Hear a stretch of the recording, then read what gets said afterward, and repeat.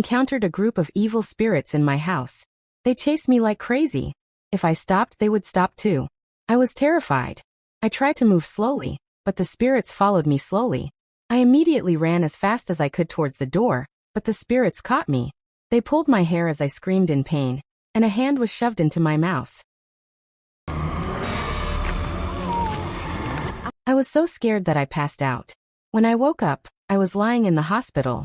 My mother was right next to me. I touched the bald spot on my scalp where my hair had been pulled out, unable to tell if last night was real or just a hallucination. I wanted to use my phone to call a shaman to deal with the spirits, but my mother's face suddenly changed, and then she smashed the mirror and committed suicide right in front of me with the shards of glass.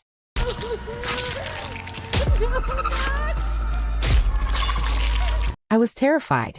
I turned and ran, but just before I opened the door, there was a piece of broken glass covered in blood in my hand. I had killed my own mother. I couldn't believe it. Afraid of being caught, I quickly put on some clothes and ran out. On the way, I ran into my friend.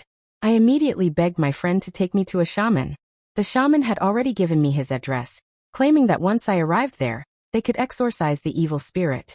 However, just as we were about to arrive, I suddenly received a call from my friend. Hey, it's me. I got your voicemail. Sorry it's taking me to get back to you. But honestly, I wasn't even sure if I was gonna call you back. It turned out my friend hadn't come to pick me up at all. It was all just an illusion created by an evil spirit. I immediately closed my eyes to calm myself. When I opened them again, I realized I was the one driving the car. Luckily, I managed to break free from the illusion and headed straight for the address the shaman had given me. I arrived quickly, but the shaman took me to a cold storage room and tied me to a bed. Just as the shaman left, a few drops of blood fell onto my clothes. I stared up at the ceiling. The evil spirit released its bonds and then slammed into me. It would never let me go.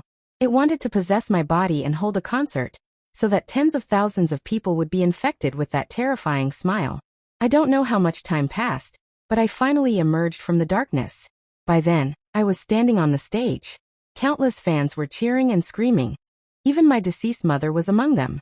Only then did I realize that I had fallen into the evil spirit's illusion, and this was where it was preparing to spread its curse. Suddenly, I saw another version of myself. It smiled sinisterly, then ripped open its own stomach, and a hideous creature crawled out.